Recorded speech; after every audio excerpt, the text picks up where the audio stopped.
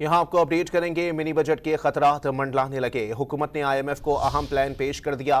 Tax हदफ पूरा करने के लिए हुकूमत ने इजाफी टैक्स इकदामात और अखराजात कम करने का मंसूबा तैयार कर लिया। तफसीलात जानते हैं डॉन न्यूज़ के नुमाइंदे ताहिर शेरानी से।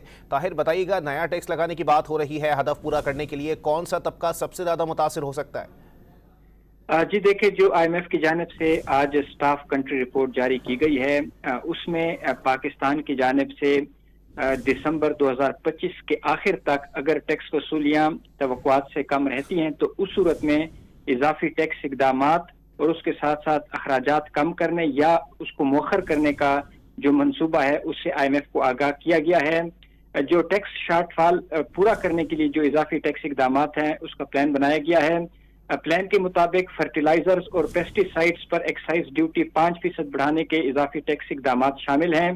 हाई वैल्यू शुगर आइटम्स पर टैक्स मुतारिफ करने के इकदामात भी IMF को इस हवाले से आगाह किया गया है। कई मखसूस अशिया पर जो स्टैंडर्ड रेट है 18% सेल्स टैक्स, उसको लगाने के इजाफी टैक्स इकदामात की यकीन दहानी कराई गई है।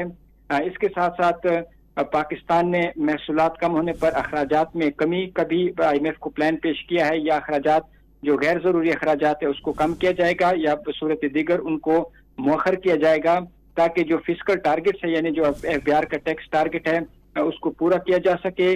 क्योंकि FBR की जो टैक्स वसूली है उसमें कमी का इम्कान है और अवाम माली साल के पहले 5 माह जुलाई तक नवंबर 2025 के दौरान FBR को तकरीबन 400 अरब रुपए के बड़े टैक्स शॉर्टफॉल का सामना रहा है।